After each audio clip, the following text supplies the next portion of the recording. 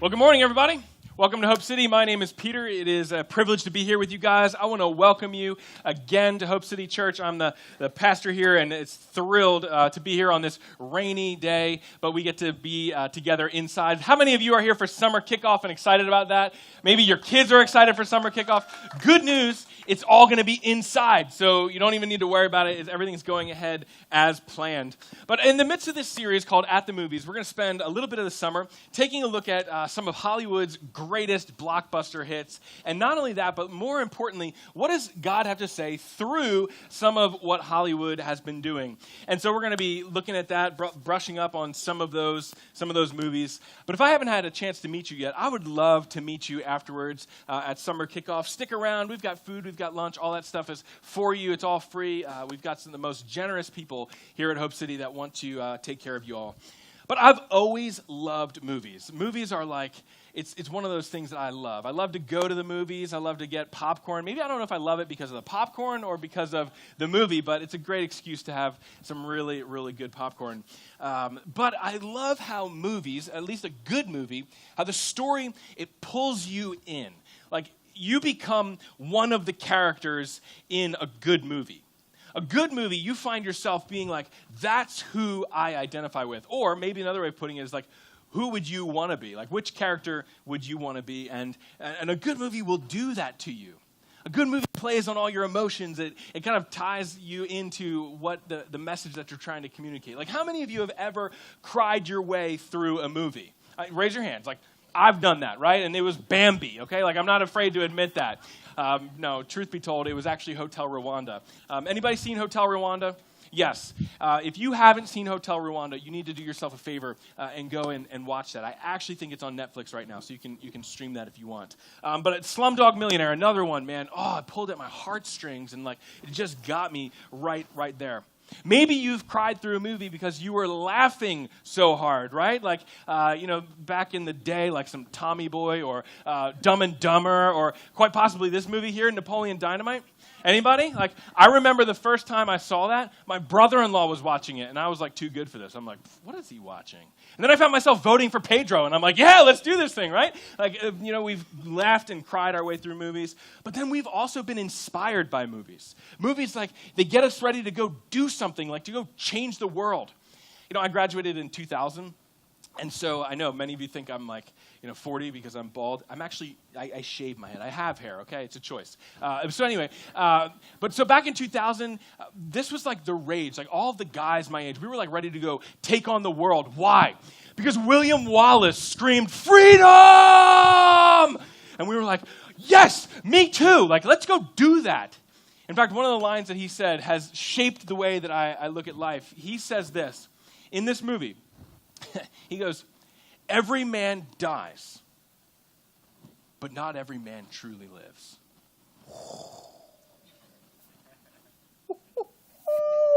I was like, yes, I want to truly live. Sign me up for that. And where do I get like a 6-foot sword? Like, come on, let's go. Like, let's take this on. Apollo 13, another one of my favorites. Right? So you got Apollo 13. Ed Harris is playing the role of Gene Kranz. And Gene Kranz was the flight director of Apollo 13. And he gets this one scene. He's in front of this whiteboard, this chalkboard, and he's like banging on it. He goes, we have never lost an American in space, and we're not losing one on my watch. Failure is not an option. And the whole movie gets like, oh, we're going to do this. Like, we're bringing these boys home. They're coming home today. See, movies move us. They cause us to feel something and experience a deeper connection with ourselves and with others. Movies stir something in us that we may not have even known was there. In fact, one of the plot lines that writers and producers use, typically, there's one in particular called Monster in the House. Like, this is the big idea behind the movie that you're about to watch. And there's about 10 different kinds of plot lines. And let me tell you, I hate to break it to you women, but Hallmark is not one of those kinds of plot lines. That should be stricken from the record, like punted, like get it out of here to never be seen again. But anyway, I digress. But one of those plot lines that writers and screenwriters and producers use is Monster in the House. And there is one very simple rule with this plot line, right? There's a monster in the house, okay? And so it may be a different kind of monster, but the simple rule is this: don't get eaten. And so all movie, what do? You run. You run from the monster that's in the house. And there's something about the main character that prevents them from just leaving the house.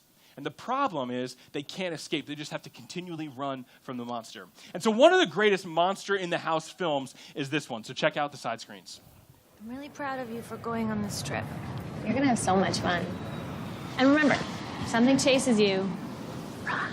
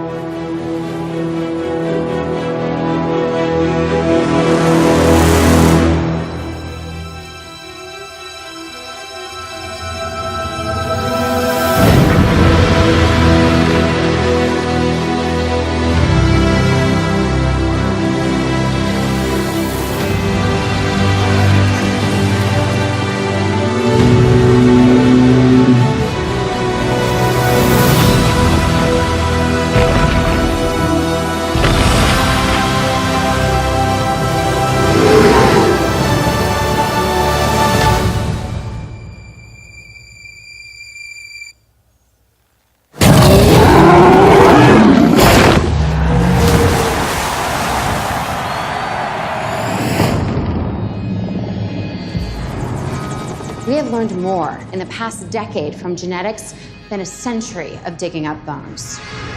A whole new frontier has opened up. We have our first genetically modified hybrid. We just went and made a new dinosaur? Probably not a good idea. Almost 40 feet high. Really think she climbed out? Depends. On what? What kind of dinosaur they cooked up in that lab. Evacuate the island.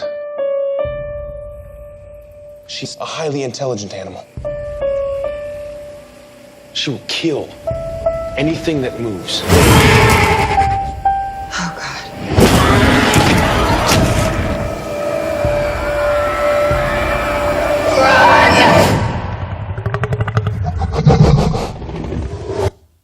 Woo-hoo-hoo! I saw some of you jump. You knew it was coming, and you still leapt out of your seats. What is happening here? See, I love that where she's like, run! See, my heart is pounding even right now, and I know how it ends. But, you gotta love that scene where the shark is hanging. Like, the predator of all predators is just hanging like bait over this monster that, leaps out of the abyss. This is a classic Monster in the House movie. Scientists have brought back dinosaurs through their DNA replication. Like, what could go wrong, right? And now they've created this mutant monster that's wreaking havoc on the entire island. Actually, in just a few weeks, the sequel to Jurassic World is going to be coming out, appropriately titled The Fallen World. Here's what we know.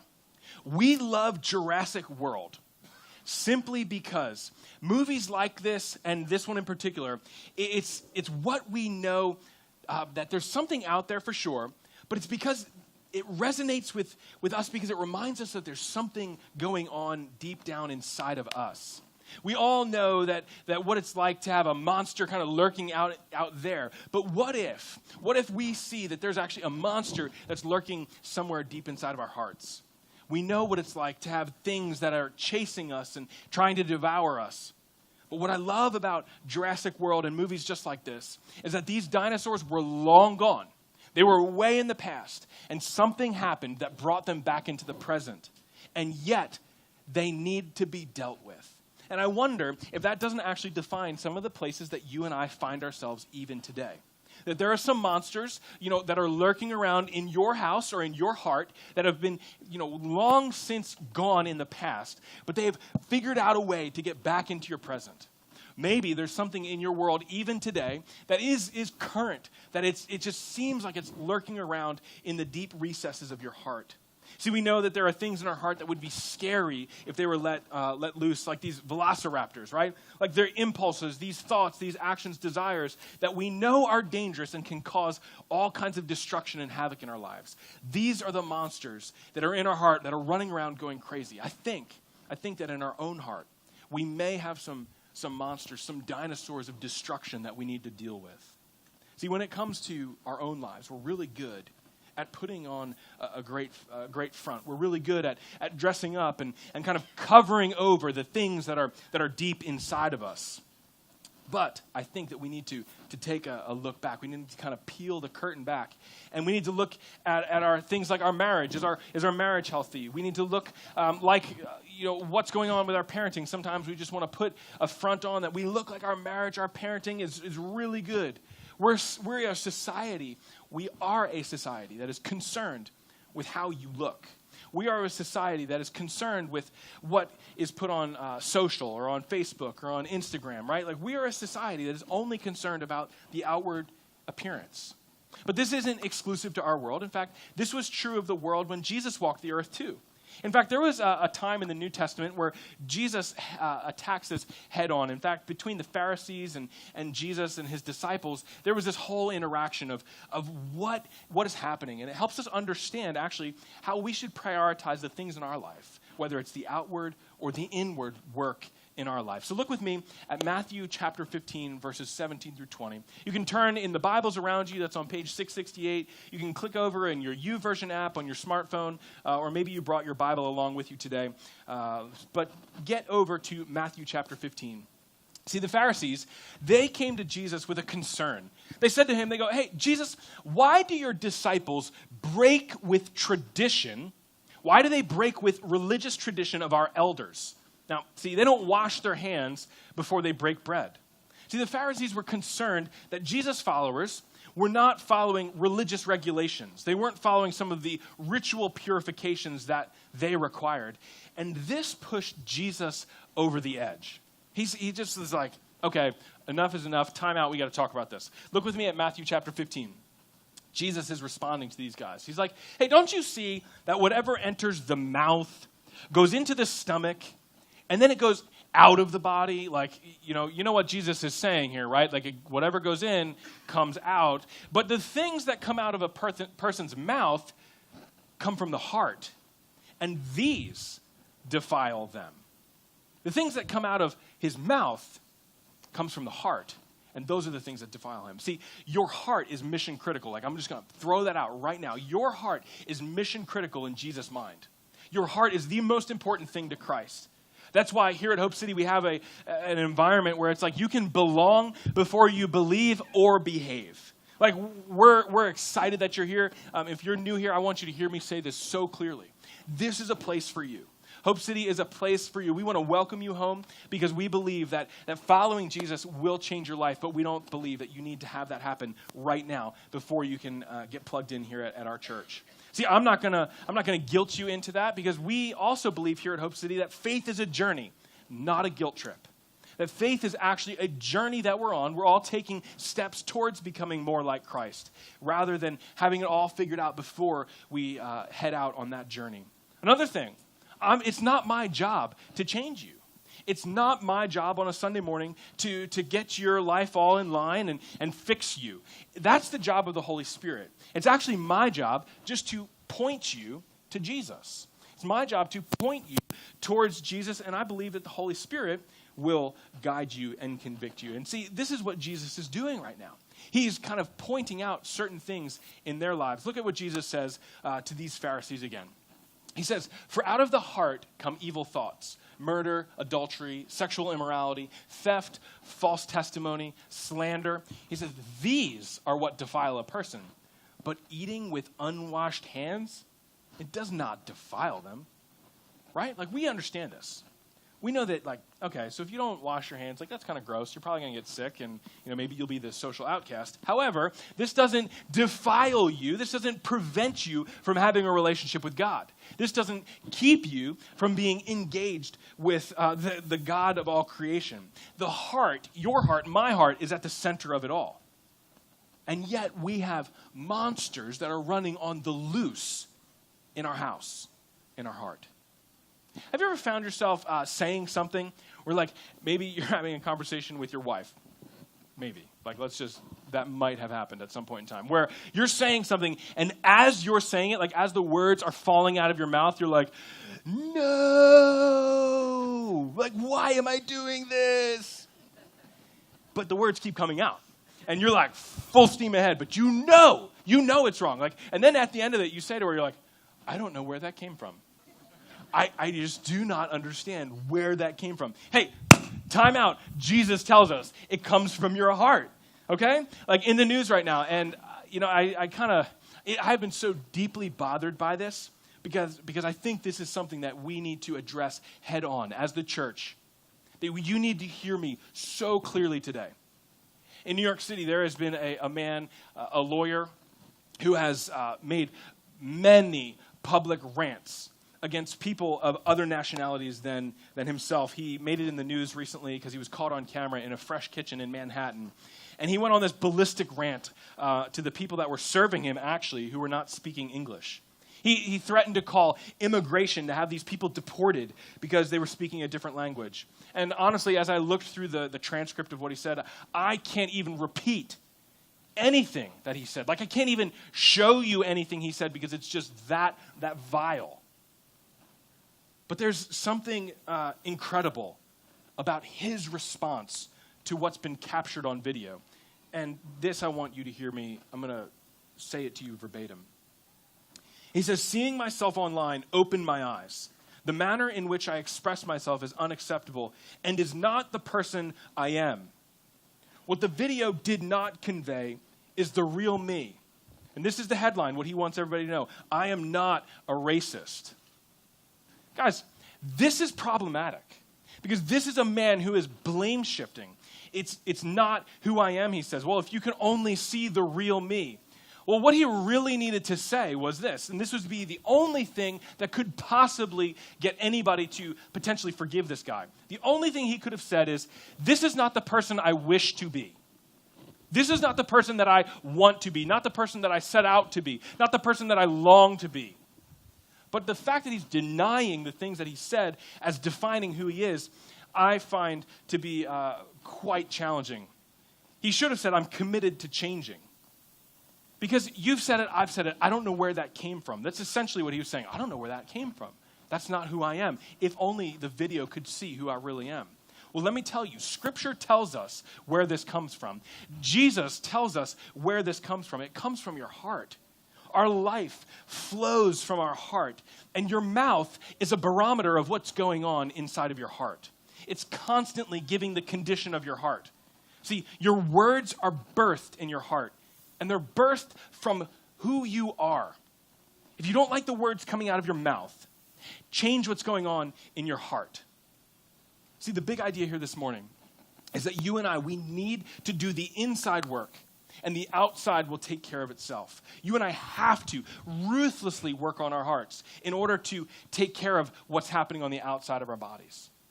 It's not funny to make jokes about people of other nationalities. That's not just a joke. That is somewhere deep inside of us. That's rooted in who we are, in our heart. Jesus says that we are to focus on the heart, and the things that come out of our mouth will fall in line. Do the heart work. And if we do that, our outside will change. But this morning, I think that there are three things I'd love to chat with you about this morning. That three dinos of destruction, or three monsters in the heart that are kind of run loose, that can ruin and can affect your life in some terrible ways. But I also want to give you three spiritual practices of restoration that will heal your heart. See, one of the first things that I think that our hearts have to wrestle with is this word guilt. How many of you have ever felt guilty, right? Some of you feel guilty right now. You're sitting in church, you're like, I shouldn't really be here. This is the best place for you to be, okay? Guilt is destructive, in fact. If you don't get guilt off of your chest, you can have physical chest pains. Like, you actually can have some physical symptoms due to the guilt that you're carrying around with you. Guilt starts on the inside and it works its way outside. Guilt is that feeling, whether it's like you deserve blame for something real or imagined. Okay, it's like that idea of, I deserve something. I deserve to be punished, or whatever it may be. I feel guilty. Have you ever noticed that you can tell when someone's guilty? Like parents, you and I, we become experts at figuring out guilt. Like, yeah, you're guilty. And in fact, I think we're all pretty good at it, because let's do a little test. Let's take a look at this picture right here, and you tell me which dog is guilty, right?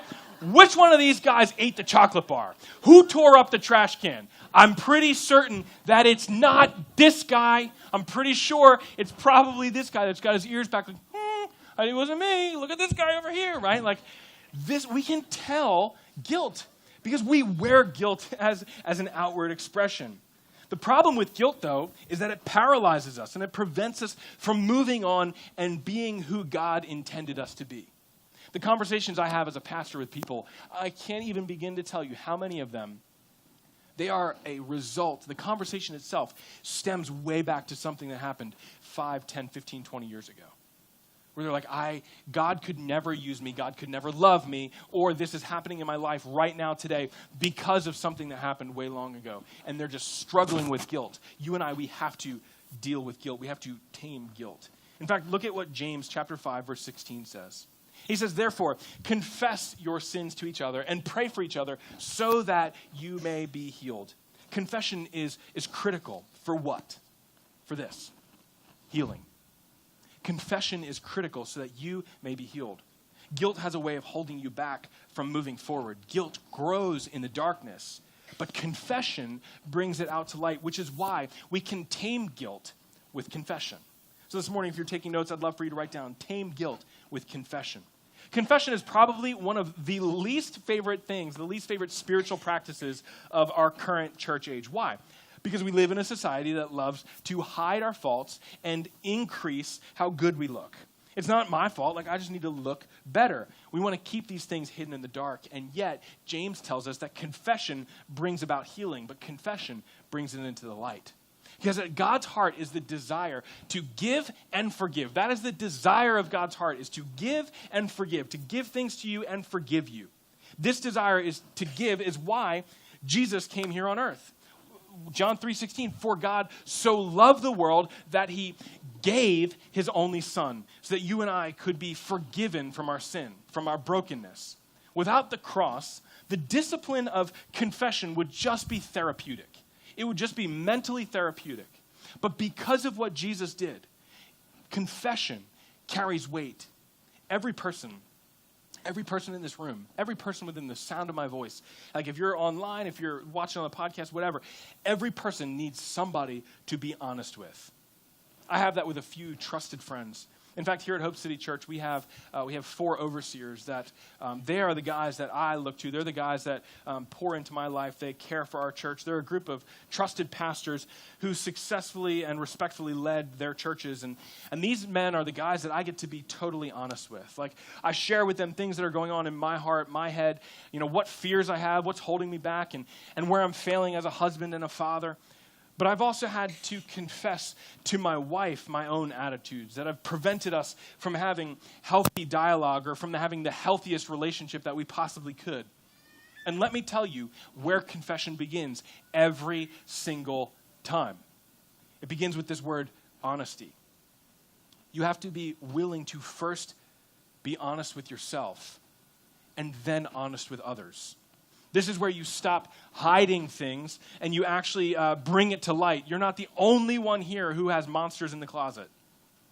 Once you have been honest with yourself and others, then it leads to confession. It leads to this word confession, because honesty plus confession equals life change. Like, if you need to write something down, honesty plus confession equals life change. And you and I need to tame guilt with confession. Some of you are running around living your life with this monster in your house that is guilt. Tame guilt with confession. But another monster that kind of finds its way into your life, into my life, is this word here, anger. Anger is that feeling that wants to see others hurt because you're hurting.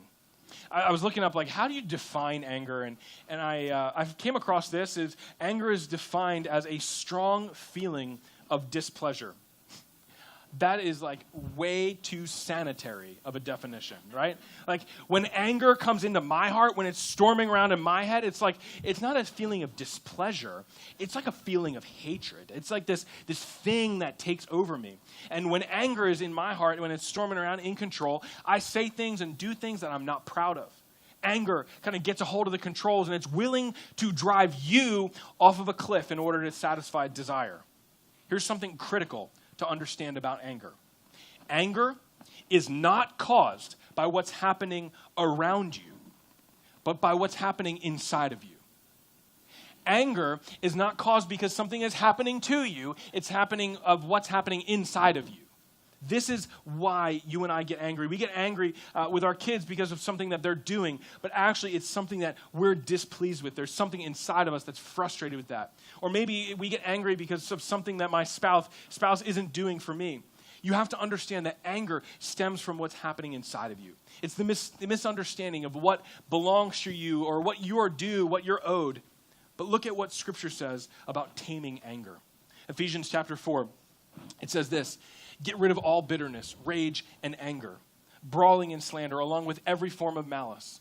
Verse 32, he says, be kind and compassionate to one another, forgiving each other, just as in Christ God forgave you. See, Paul says to the Ephesian church, and to us as well, that we need to get rid of and cage the anger monster in your heart. It has no place for you. There's no place there.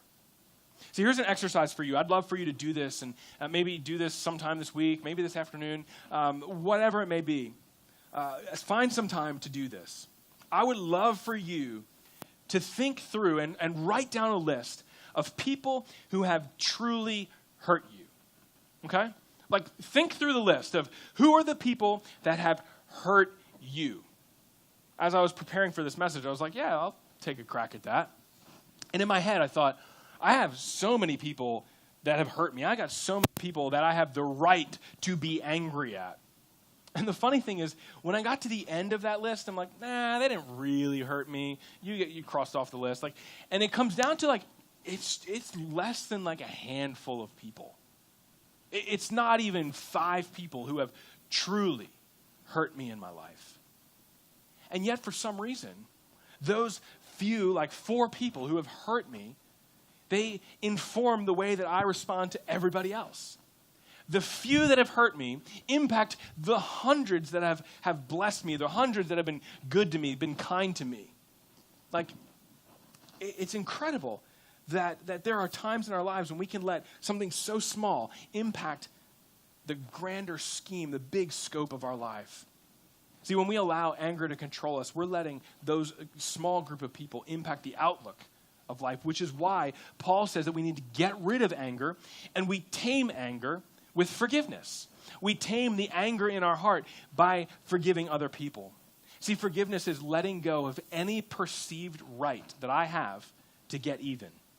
Think for a minute of how much has God forgiven you? You know, all the things that God has forgiven you of. And he's forgiven you of so much more than you or I will ever have to forgive other people. Jesus went to the cross not because God was so angry. Like, God wasn't so angry with you that he sent Jesus to the cross. No, Jesus went to the cross because God desired so greatly to forgive. God wanted to forgive you so badly that he sent Jesus to the cross. And Jesus knew that by going to the cross, that his suffering, his death, that it would actually absorb all of the evil of humanity, all of the brokenness of humanity, and he was able to heal it, to forgive it, and actually to redeem it. You and I can tame anger because we've been forgiven first. We've been given an example of what it means to be forgiven so that we can go and forgive other people. The people that you feel like have hurt you, the people that you feel like owe you something, you have the ability to forgive. We can forgive because we've been forgiven. Let me ask you another example, another question for you to deal with, maybe not now, but at some point in time. Who do you need to forgive? Who is somebody that is just, if I were to say that name to you, that your shoulders would rise, your blood pressure would rise, and you kind of tense up just hearing that person's name? chances are that when we have a physical response like that, there is an emotional response that needs to happen. That we need to go and forgive somebody else. Who do you need to forgive today? And what would it look like this week to take steps in forgiving them? The third monster in the house, or dinosaur of destruction, is this word here. It's jealousy. Jealousy, if you're not careful, will be a driving force in your life. Jealousy, if not controlled, will cause you to do and to say things that you never would have dreamed of. What a trap jealousy is. Some of you may think that you're not actually a jealous person, and I used to think that too, right? Like I used to think, I'm not so jealous. And then Instagram came along, right? And I instantly found out how jealous of a person I am. In fact, I was scrolling through Instagram the other day, and I realized, man, I am actually one jealous sucker. I was looking at some of these other pastors online. I follow a bunch of different pastors, and not because I have a real relationship with them, but I just want to see what's going on in their church, in their world. And I started to look at some of these guys, and I'm like, well, that guy's written a book. That guy has a podcast. That guy has a permanent space. That guy has this, that, and the other thing. And in my heart, I was like, how come I haven't written a book yet? How come I don't have this, or how come I don't have that? And you may find yourself in the same boat. See, you may find yourself where you are so jealous of what somebody else is representing their life to look like. And what that reveals is that actually there's something that I need to tame inside of my heart. To make this totally real and totally honest, I'll show you exactly a picture. So before I moved to Florida, I was a campus pastor at a church called Liquid Church in New Jersey. It was one of New Jersey's fastest growing churches, and so I had a location that was in Nutley, New Jersey. I loved Nutley. I loved New Jersey. This was just kind of a stone's throw away from New York City. It was a bedroom community of New York City, and there was a town just next door to Nutley that was called Montclair. Montclair was a really up-and-coming kind of, hipster place to hang. And about 2 years into my time at Nutley, a church moved into Montclair, a portable church, just like we were, just like Liquid was there. And, it was just a little church. You may not have heard of this, or maybe you have. It's called Hillsong Church. And the lead pastor there that you probably don't know his name either, but this is Carl Lentz. And so Carl and I were friends on Instagram, and this is Carl. He hangs out with the likes of Oprah and others like Kevin Durant, and he's the pastor of Justin Bieber and Selena Gomez. And his church moved in 10 to 15 minutes away from my campus, and I could tell you that I wish I was cool with Carl Lentz moving into town. I wish that in my heart I was celebrating and cheering him on and being like, man, some amazing things are going to happen in the church world because Hillsong has moved 10 to 15 minutes away from me. But I actually sort of retreated from that, and I started to feel jealous over all kinds of things. All kinds of things were happening in my heart. See, in fact, jealousy distorts our vision.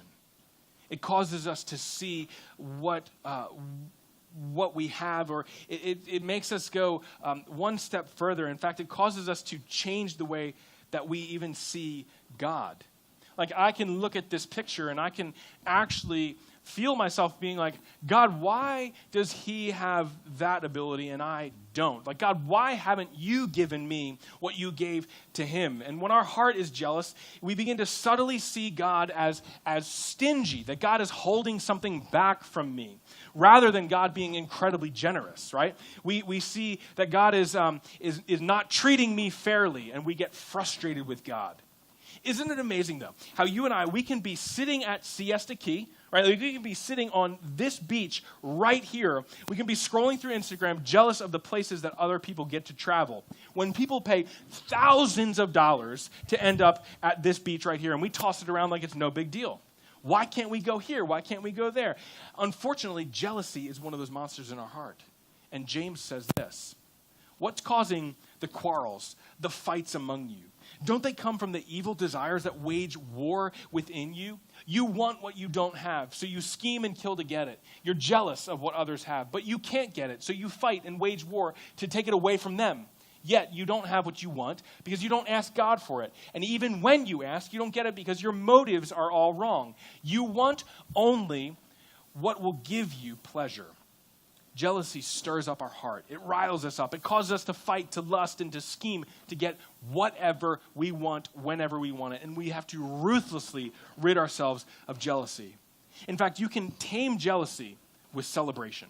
If you're a jealous person, I want to encourage you this week to try and celebrate the people around you. How do you stop jealousy? Celebrate people rather than cry about people. You can cry or you can celebrate, but it is impossible to do both. Celebration changes the way that you view other people, but it also changes the way that you view God.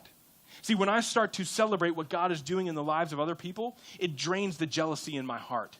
When I get excited for what God is doing in other pastors' churches or other families, in their marriages, my heart begins to get in line and a shift happens. I move from seeing God as someone with limited blessings to seeing God as generous and good. I see how he's blessed other people. And listen, just because God has blessed somebody else doesn't mean that you won't be blessed or that your time isn't coming. But is it possible that your jealousy kind of continuing to be in jealousy, that it shot blocks God's blessing in your life? That you could celebrate your way out of jealousy and then see where is God leading you next and what does God have for you next? See, when you're tempted to be jealous of something, I want to encourage you to get excited for someone else. When you don't have something, celebrate what you do have. Like if you feel, like your house isn't good enough or your things aren't good enough, walk around your house and find one thing and that you love. Celebrate that one thing. And all of a sudden, your mind kind of reorients and you can say, no, this is actually really a good thing. Celebrate what you have or celebrate what God is doing in somebody else's life. See, the best thing that you and I could ever do is you can tame the monsters that are in your heart. And this morning, as we have focused on these things, as we've thought through, the monster in the house, the Jurassic world, how's your heart? What's going on inside of your house? Does it look like Jurassic World in there? Is it like raptors on the loose? See, here's the difference. This morning, I'm not going to ask you to run and to hide from the monsters in your heart. In fact, this morning, I'm asking you to face them head on. I'm asking you to bring them out into the light, to call it out. Today, I want to give you a moment, at the end of this message, I want to give you a moment to just read the barometer of your heart. What's coming out of your mouth? What's coming out of your heart? What thoughts is your heart generating? As you look at others, as you look at the other people's lives, as you look at others' businesses, as you look at others' marriages, what emotions, what thought processes are you going through? And I'm telling you, Jesus says in Matthew 15, verse 8, he says these words he's quoting Isaiah. He says, "These people honor me with their lips, but their hearts are far from me." It is entirely possible for you to look like you've got everything all together, but there's monsters on the loose. This morning, I want to encourage you to do the inside work and let the outside take care of itself. Focus on what's going on in here. Do the hard work and let God, let His Spirit take care of the rest.